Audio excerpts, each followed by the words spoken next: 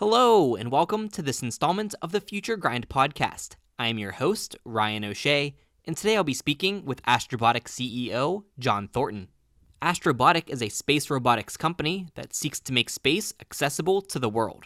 The company's lunar landers will deliver payloads to the moon for companies, governments, universities, and individuals. Originally spun out of Carnegie Mellon University in 2007 by robotics pioneer Red Whittaker, Astrobotic is creating affordable planetary access to spark a new era of exploration, science, and tourism. While they haven't yet launched their lunar landers, Astrobotic technology is currently aboard the International Space Station. In this episode, we discuss Astrobotic's early success in the Google Lunar XPRIZE, the future of space robotics and human spaceflight, and much more. And we have a special announcement. We plan to send this episode of the Future Grind podcast to the moon on board Astrobotic's first mission. We plan to send the file on a micro SD card, and we wanted to provide you, the Future Grind audience, an opportunity to fly alongside us by sending your own digital files and photos to the moon. As an individual, this is your opportunity to create a digital time capsule with your story, your family history, and your photos. As a writer, artist, musician, or filmmaker, this is your opportunity to have your work in space. As a company or organization, this is your opportunity to make a splash by sending your logo, business info, or digital product to the lunar surface. All it takes is a $20 donation. To find out more and get involved, visit futuregrind.org/moon. That's futuregrind.org/moon. As always, show notes and links are available at futuregrind.org. We're on iTunes, Stitcher, and wherever podcasts are found. A video version of this episode is posted on Facebook and YouTube. Make sure to subscribe on all of these platforms, leave a review, and you can also like, comment, and share to spread the word. If you'd like to keep this podcast running, you can donate at futuregrind.org/support, or you can purchase some of our newly released products at futuregrind.org/store. Because of you, this is Future Grind.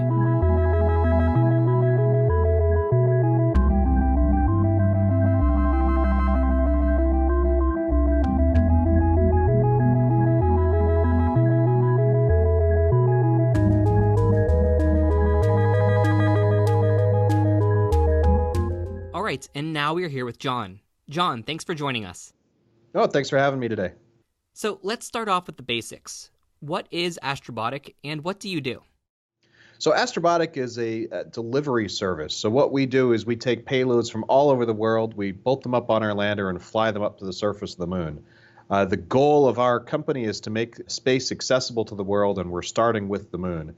So we're known for our Peregrine lunar lander, which is our first delivery vehicle. It's kind of like the delivery truck for the moon.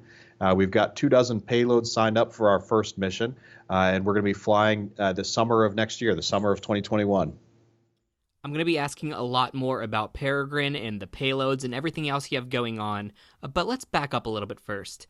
So Astrobotic spun out of Carnegie Mellon University in 2007, but what is the backstory? How did this all get started? That's right. We got started about 13 years ago now. We started originally as a group of students and entrepreneurs trying to win the Google Lunar XPRIZE, which was the first prize to drive 500 meters on the surface of the moon, send back pictures and video, and there was a $20 million prize out for that contest. So we originally started to go after that. But we very quickly realized early on that 20 million is not enough to make a moon mission happen. So we needed to build a business on top of that that could be viable, that could generate more revenue. And after several years of ups and downs and lefts and rights and almost going under a few times, we finally settled on the idea of selling payloads to go to the surface of the moon. So it's modeled very similarly after launch vehicles that fly things to Earth orbit on a routine basis. It's the same idea applied to the moon. So we went out and we found customers for it, convinced the world that this should exist as a service. And then the big breakthrough moment came last year when NASA and the U.S. government decided that they wanted to be a big customer of commercial lunar payload services for the moon. And that's when we got our $80 million contract with NASA. And that, in combination with our other payload deals for the first mission, we're then able to ramp up in a very big way at the company, and things are taking off now. Yeah, you mentioned that $80 million NASA award, and we're going to talk about that shortly. But with XPRIZE, Astrobotic had a lot of very early success in the XPRIZE competition, winning some of the milestone awards. Ultimately, Astrobotic did not win the Google Lunar XPRIZE. In fact, no one did. But I think that's one of the great things about XPRIZE is not only Astrobotic, but other companies as well were initiated to go after this challenge of landing on the moon and ended up finding other business models instead. So technologies are being developed because of XPRIZE, even though no one won that competition. And that's really great to see. Yeah, that's right. Even though no one won the competition at the end of the day, it gave all of us a platform to talk about going to the moon because you could imagine walking down the street, being a startup in Pittsburgh, and telling people that you're going to fly to the moon and oh, by the way, you're going to make a business out of it. We got some funny looks on that. But Google Lunar XPRIZE helped give us a platform to show that others are doing that too, that we're not alone. And it kind of kickstarted that whole idea. So even though the prize was technically not a success, in reality, with all the spin-outs and other things that came out of it, I think it did achieve what it set out to do. And you mentioned the affiliation with Carnegie Mellon University there. Is that a lasting affiliation? Is there still any connection with the university in terms of licensing or IP or sponsorships or anything? Yes, we have a very strong partnership with Carnegie Mellon University. We spun out of there in 2007. Our chairman of the board, Red Whittaker, is still very much involved with the company. He's a full-time professor at Carnegie Mellon. And then we are also routinely partnered with them for various developments. So we have a rover development ongoing right now for the first mission and the second mission that will fly to the surface of the moon. We've got other various technology developments with them, and we're expecting a long-term partnership with them for many more years to come. And let's get back to that big announcement that happened in 2019 as Astrobotic was awarded nearly $80 million by NASA to deliver 14 payloads to the moon. First of all, congratulations on that. That's a huge honor to be selected. But can you tell us a bit more about these payloads? What is NASA sending, and what are they hoping to accomplish? Well, thank you. First off, it was a big one for us, and we were so excited at the company. That's the big moment we were waiting for 12 years and working very, very hard to achieve. So to have that breakthrough was a monster moment for the company. But NASA has interest in sending up to 14 payloads with this contract to the surface of the moon.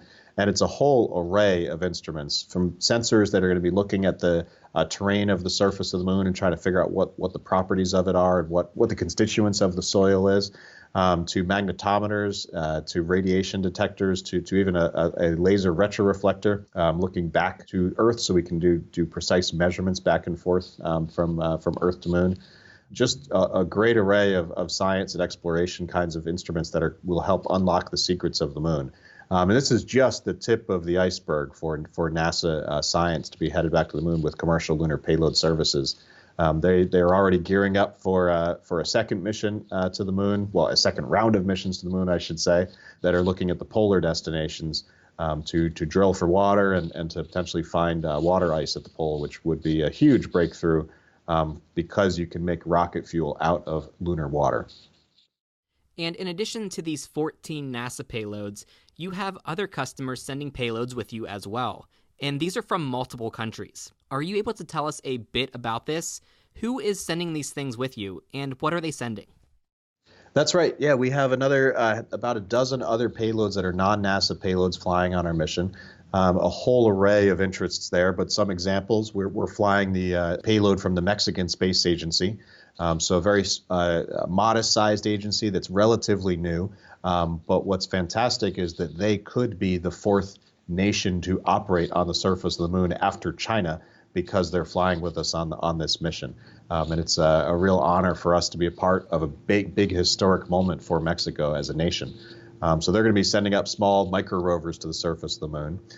We also have a contract for sending a small UK-based payload where they're actually going to be creating a micro walker to walk across the surface of the moon. It's going to be, I think, going to be the first walker robot on the moon.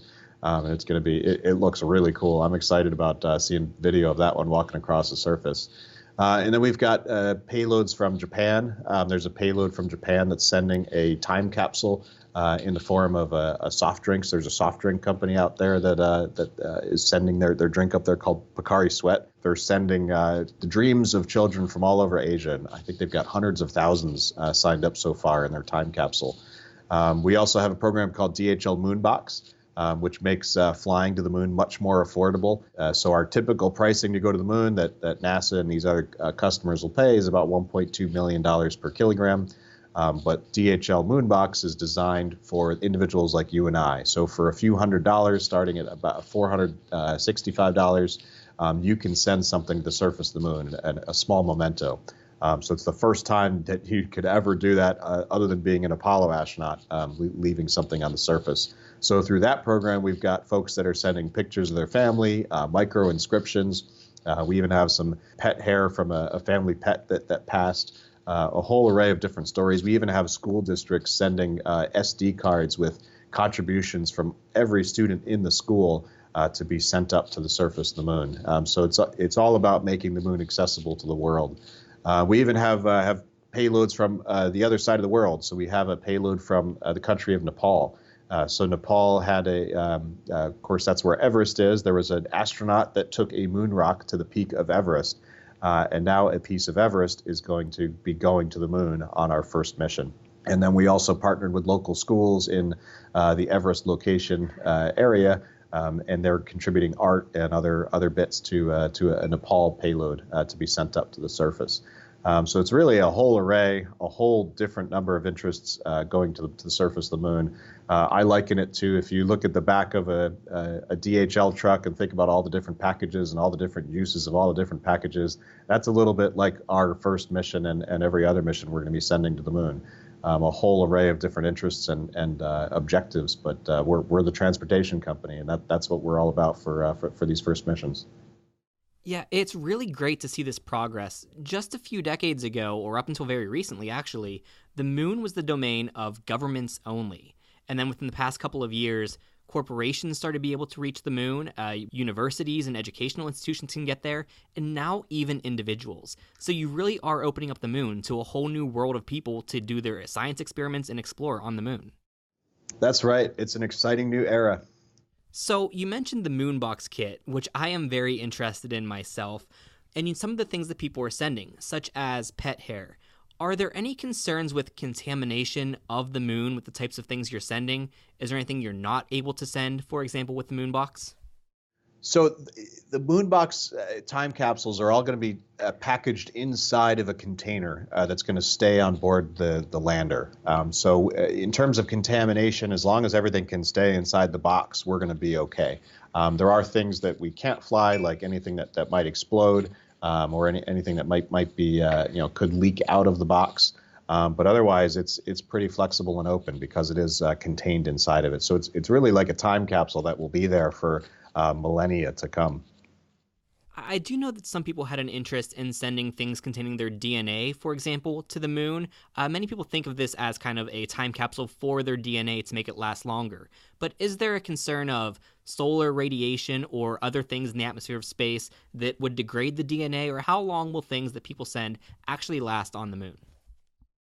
So it really does depend on what we're sending up to the surface. Organics like DNA probably would degrade with solar radiation in time. I have no idea how fast. That's outside my expertise. But everything that's contained inside of the DHL MoonBox package, it's going to be exposed to a vacuum environment, not as hard of a vacuum as the space vacuum because you are in an enclosed container.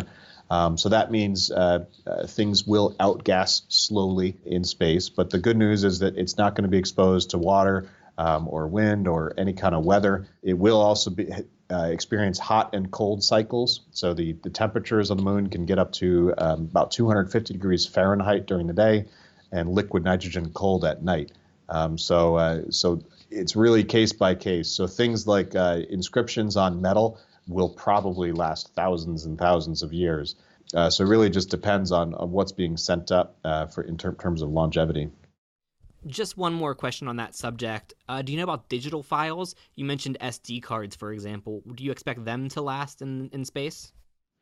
So that's going to depend on the media that it's stored on. SD cards can be corrupted by radiation that comes from the sun. The rate of that is very dependent on the solar weather. So I don't really have an estimate of how long it would last or how corrupted it would get over time, but it would start to get corrupted eventually. But there are different storage media that are resistant to that. So you can imagine a CD, for example, is literally burning ones and zeros into plastic. So potentially that kind of media could last much longer. There's some folks that are developing a crystal, for example, that you can embed ones and zeros inside the crystal. It's kind of like the Superman crystal from from Superman. But if you could do that, I could imagine that one lasting millennia because that is completely tolerant to radiation. So I know you do have MoonBox space available on the upcoming mission. As far as total payload space, do you have room for other things from governments and other corporations, or how close are you to being at capacity? We are very close to capacity on the first mission. We still have room for MoonBox because they tend to be fairly small relative to the other payloads. And we will be able to take reservations for that for a little while more to come. But in terms of the larger payloads for science and exploration and other means, we only have one slot left. We've got a few folks that are vying for it. And then the other thing pushing on us is that we have to close the manifest so that we can close out the mission design. So it is very, very imminently 100% booked. So when is this happening? When can we expect you to launch? So our first mission will go in the summer of 2021. So it'll probably be August, maybe September of 2021. But the goal there is that we're going to be flying from Florida. So we're going to go on a Vulcan launch vehicle, which is an upgraded Atlas V launch vehicle, which is the most reliable launch vehicle in the world, has never had a failure. So that vehicle will fly us up to space, and then our lander and our mission starts when the launch vehicle lets go.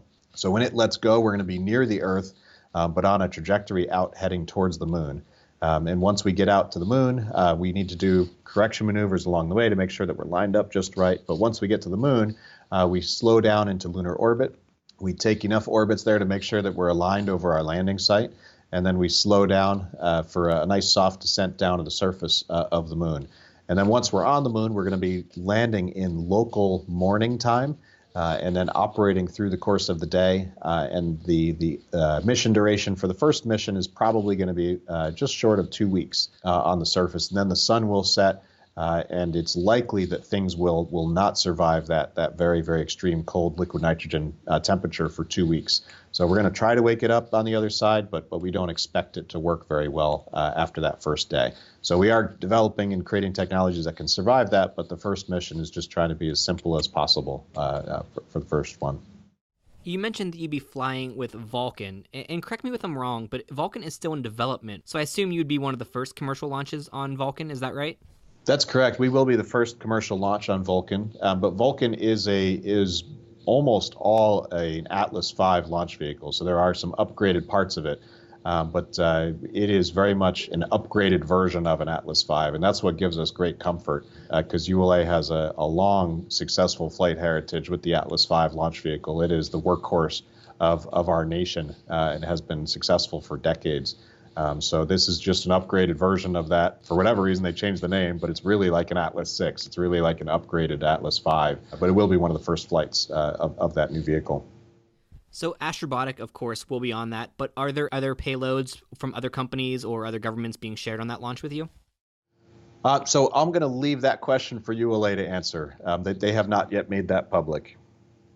And kind of related to that, are there any, just to give the conspiracy theorists something to latch onto, are there any payloads that you're sending that you're not able to publicly talk about? No, not at this time, but maybe we should have one just for the conspiracy theorists. I think that's a good idea. But right now, all the payloads are published on our website on Manifest. Are you or any other Astrobotic employees sending up anything with the MoonBox kits? And if so, what do you have going up? We're not making anything public on that as yet, but we are thinking about that for the first mission.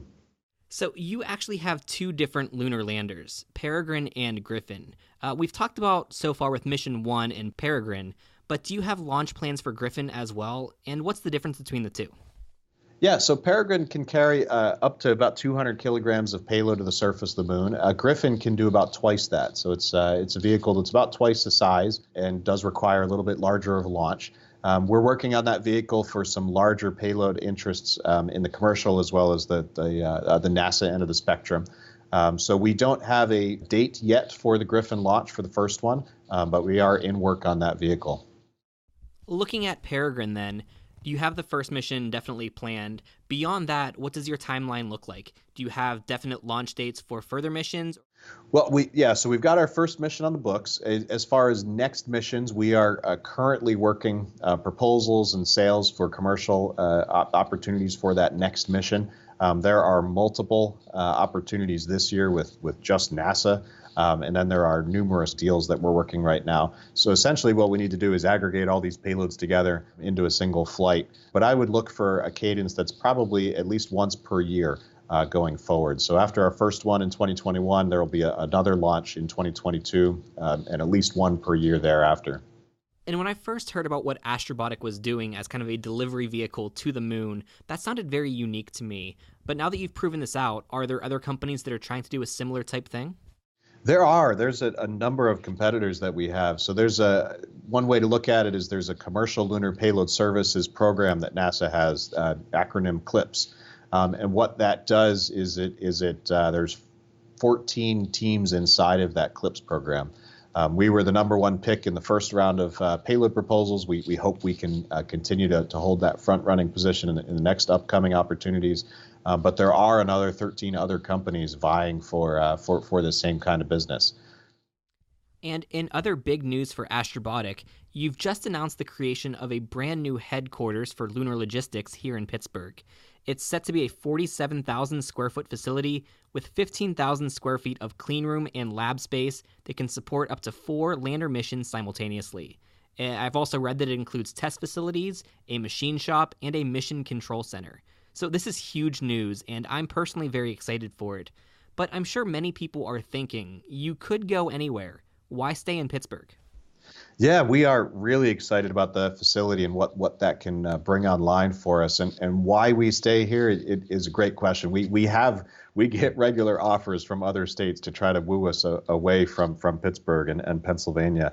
But the great news is we have been getting great support from the state and local governments. And then the biggest reason that we're here is because of the talent. We see our big competitive edge as being space robotics.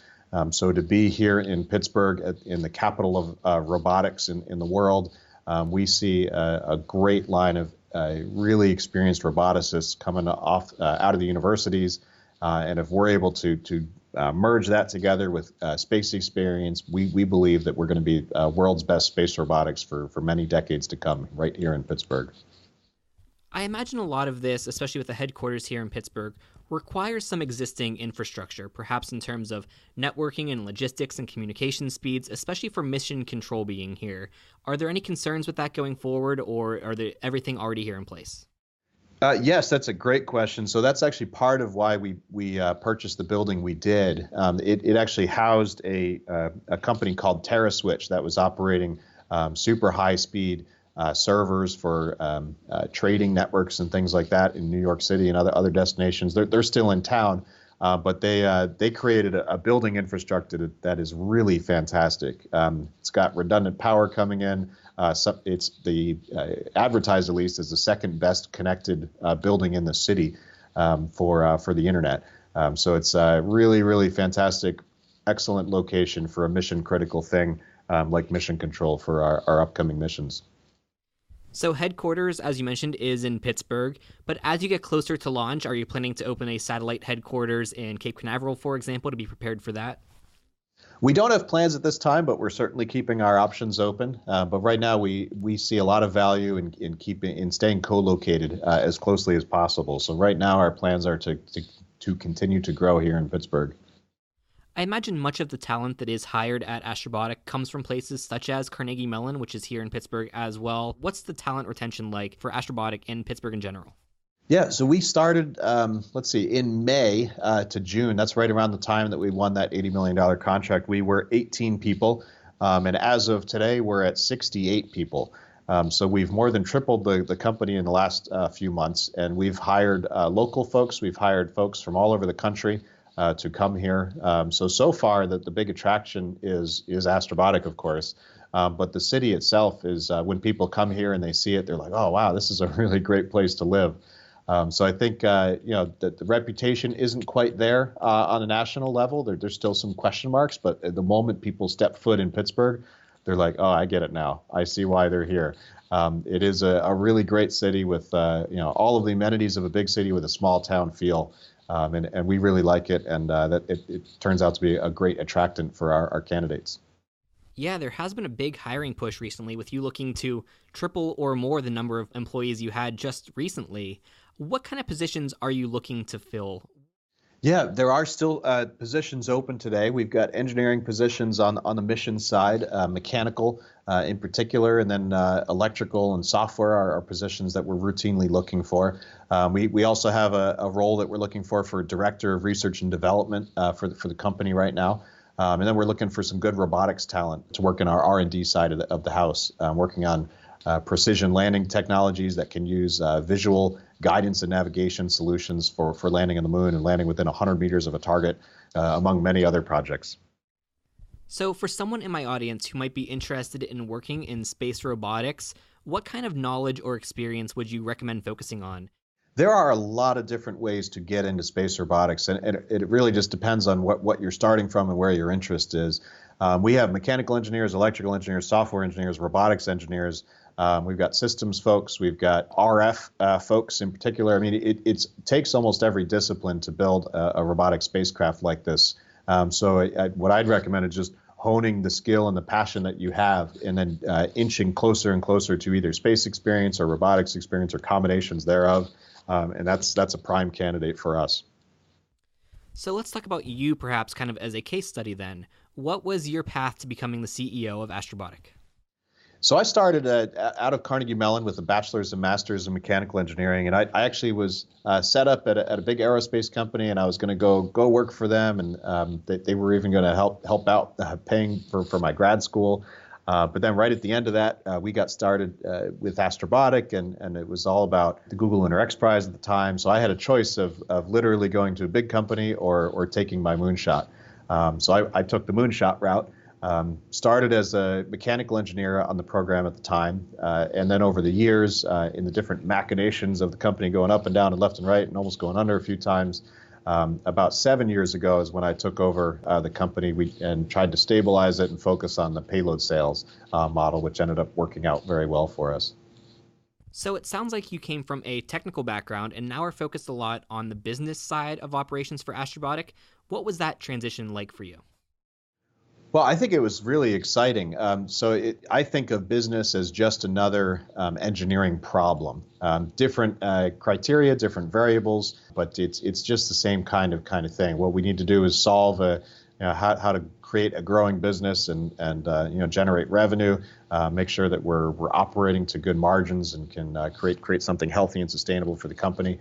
But I think it's important, especially for a tech company, to have a technical background when you're running it, because you need to be able to make the trade-offs of schedule and budget and revenue for the company and understand what we're going after. So I think it's given me a lot of great benefits to have that technical background and now be leading the company.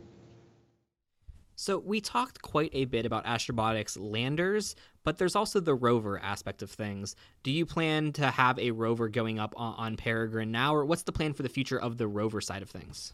That's right. We do have a program that is building rovers for the moon. So right now that is manifesting itself in a new service. So we have payloads that can fly to the moon on our lander, and then the next service is payloads that can fly on our lander, but on a rover specifically, so that we can take payloads across the surface of the moon.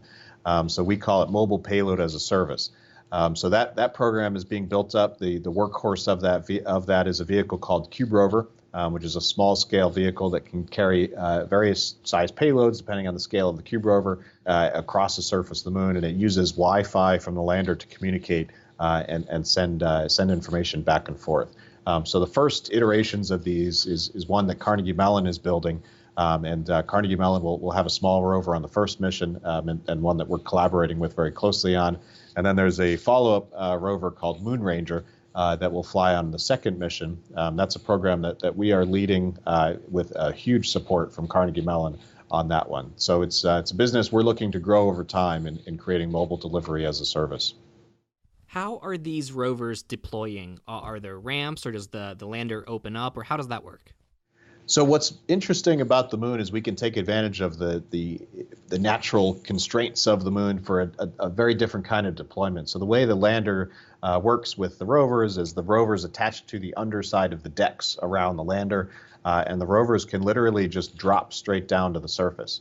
And it might look like a big drop if you get a sense of our lander being 6 foot tall and the deck's about the midpoint there. But we have to remember that we're in lunar gravity, which is 1/6 of Earth gravity. So dynamically, it's the equivalent of just dropping the rover a few inches. So it's a very small impact on the rovers and makes for a very easy, simple interface for the rovers to deploy from. And where on the moon are you landing? What's the landing site and what's the goal there? Our first landing is going to be at a place called Locus Mortis, which is Latin and translates to Lake of Death. Oh, that's a great name for a landing site. Yeah, it sounds very dramatic. But the reason that we went there is, we plan to go there, is that it's a fairly benign site for the first mission. We want a nice, easy landing site on the first one. It's already hard enough to go to the moon. But there's also in the vicinity of our landing site a potential entrance to a cave under the surface of the moon.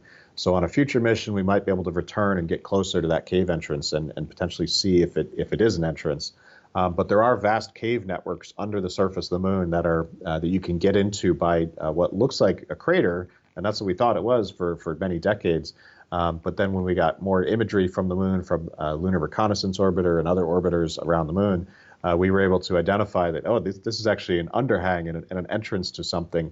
So it's thought that some of these caves are very, very big. There's one that they used a ground-penetrating radar on from orbit, and they think that it could fit Pittsburgh inside of it. So it is very, very large cave networks there, and that could be extremely interesting for the future of humanity because it's caves, much like here on Earth, are natural protection from the elements on the moon. If you're underground, you're protected from the radiation that comes from the sun. You're protected from meteorites that come crashing down on the moon because there's no atmosphere to burn them up. And then you're also protected from the thermal extremes, that 250-degree Fahrenheit temperature during the day and that liquid nitrogen temperature at night. So the caves could be a great place for humans to settle on the moon, and those same caves exist on Mars and could be equally valuable there for the future settlements as we go deeper and deeper into space. Yes, these lunar cave explorations are going to be very interesting. There's a lot still to discover about those and a lot of potential there. You mentioned that Astrobotic would be in lunar orbit before making its way to the surface. Can you also deploy payloads in orbit? Yes, we can. Yeah, we can drop off satellites into lunar orbit, and that could be valuable for creating a communications network or doing a relay system for far side operations. And then you could potentially use those same satellites for a rudimentary GPS system on the surface of the moon, or just general observation and science in orbit. There's a lot of applications there, and we can certainly drop satellites on the way down to the surface. So I imagine that many potential customers have payloads that they would want to go to a certain location on the moon itself, on the lunar surface. Has there been any talk of deciding future landing sites based on the requirements of customers? Yes, so we are customer driven for payloads that go to the moon, and also customer driven for that destination. The first mission is just one that we picked because we needed a destination, but the future missions will be driven by the customers in terms of where they want to go. So the biggest customer will have the biggest say on the destination. You are certainly focused on space robotics, but I'm sure that much of this technology you're developing also has applications on Earth. Do you explore these markets as well? It's something that we keep an eye on, but we are very much focused on space. But if there is some technology that might be worth licensing for terrestrial application, we're certainly open to that consideration. One tech, for example, is our terrain relative navigation system for flying and landing on the moon and landing with precision within 100 meters of a target. So what that uses is a navigation system that takes pictures of the terrain and then matches it up with an onboard map. So it's kind of like a GPS replacement for lunar landings. But that same technology could be used in drones here or potentially ground vehicles. So we're very open to some kind of collaboration or licensing arrangement there, but we're primarily focused on space. So I imagine the technology that you're developing for the moon, in addition to being used on Earth, could also be used on other space objects such as Mars or asteroids. Is there any thought at all of extending your capabilities to those types of places? Absolutely. So we are all about making space accessible to the world. We're starting with the moon, but we're really all about making space accessible to the world. So we are keeping an eye to those future destinations. Any timeframes on the distant horizon there that you can talk about? Not as yet. How much of your hardware, in terms of the components and the electronics and perhaps even the engines and thrusters, are made in-house, and how many of them are off the shelf? It's really a mix. So our propulsion system is going to be built up by a company called Dynetics, and then they are getting engines from a company called Frontier. So there's a whole supply chain around the propulsion system. Tanks are being purchased. Many of the components of the lander are being purchased, but there are parts that we're building up ourselves. So the structure, the avionics, the power control system, the terrain relative navigation sensor that I talked about. So we're taking on the capabilities that we think we can do comfortably for mission one, and we're looking to increase that over time as missions progress. So, moving away from space robotics for a bit, I'm interested in your thoughts on the future of space in general. There's a lot of talk now about humans making a return to the moon, and especially getting to Mars and beyond, permanent off-Earth settlements, space tourism, and more. Do you have any thoughts on the possibilities or practicalities of these things? What would you like to see for the future of humans in space? Well, I think the first big step that we need to take in space is we need to learn to live off the land of another planetary body. That is such a big step, an important step for really becoming true explorers. So if you think about how we operate in space today, is we send everything that's required to support human life from Earth up to space. In order to become true explorers, we need to remove that tether of reliance on Earth. So we need to be able to go to the moon and know that we can use the resources there to survive. We need to be able to go to Mars and do the same thing. That's a whole large technology development that needs to occur in order to create that capability. So it's things like 3D printing objects from local terrain, things like harvesting fuel from water on the moon and water on Mars.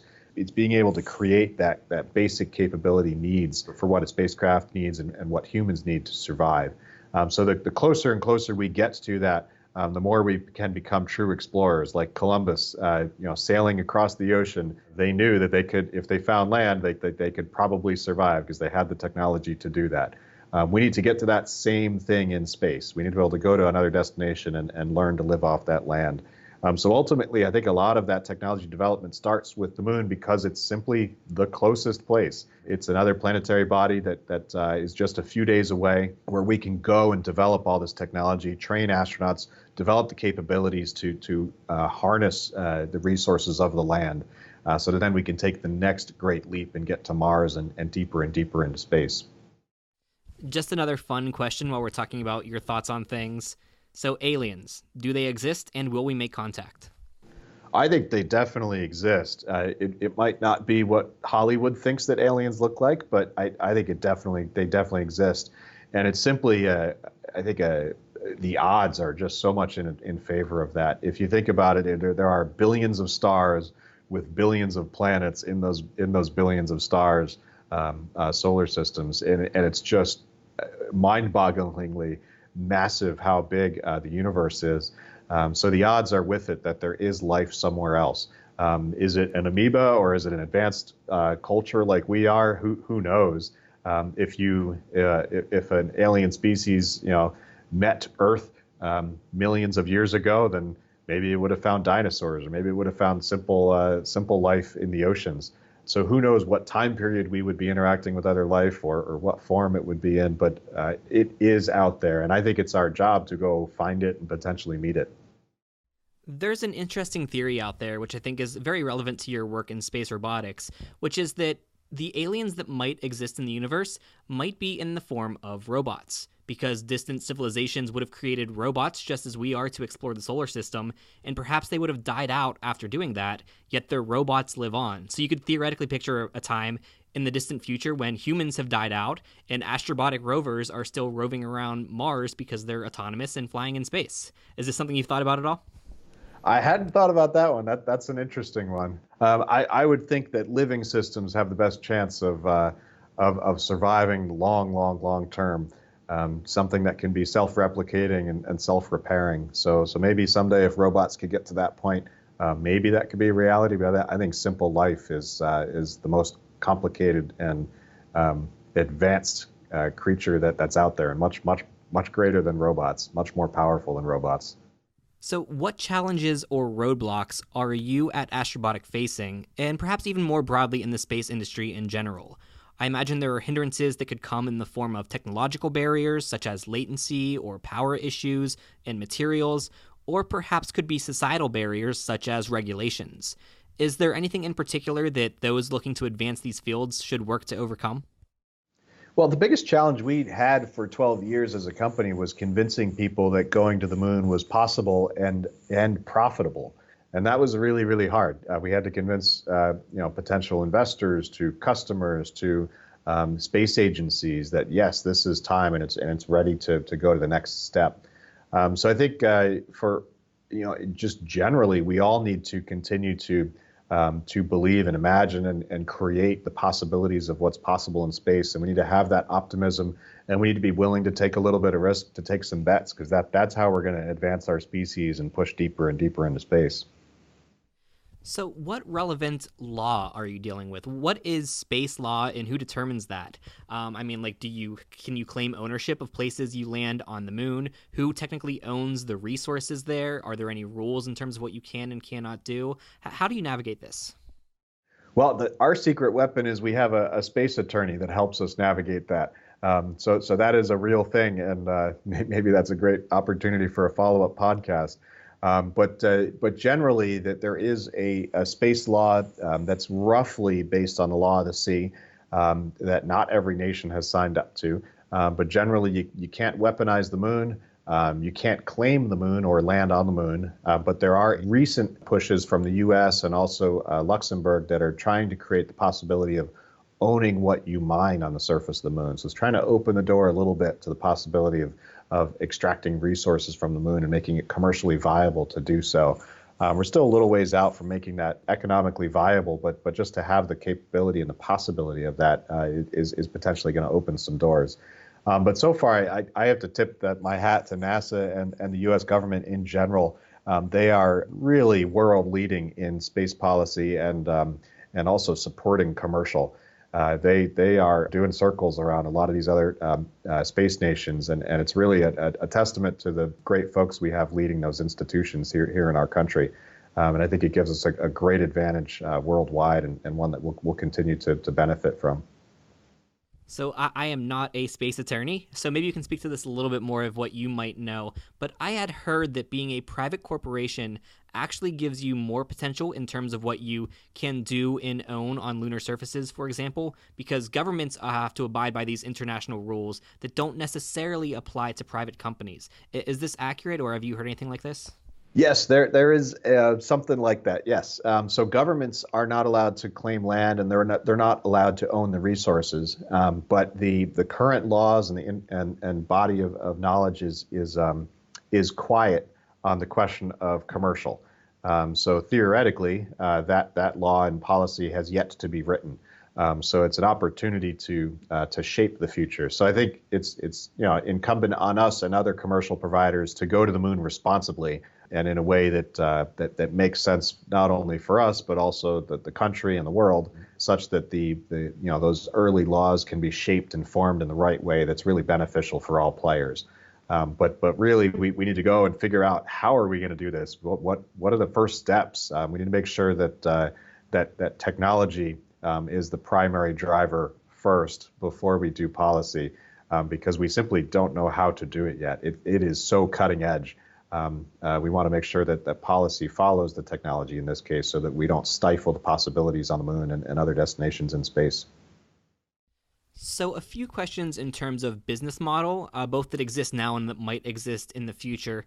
You mentioned that Astrobotic delivers payloads to the moon for customers, and I assume that the customers are responsible for the payload and then what happens to it.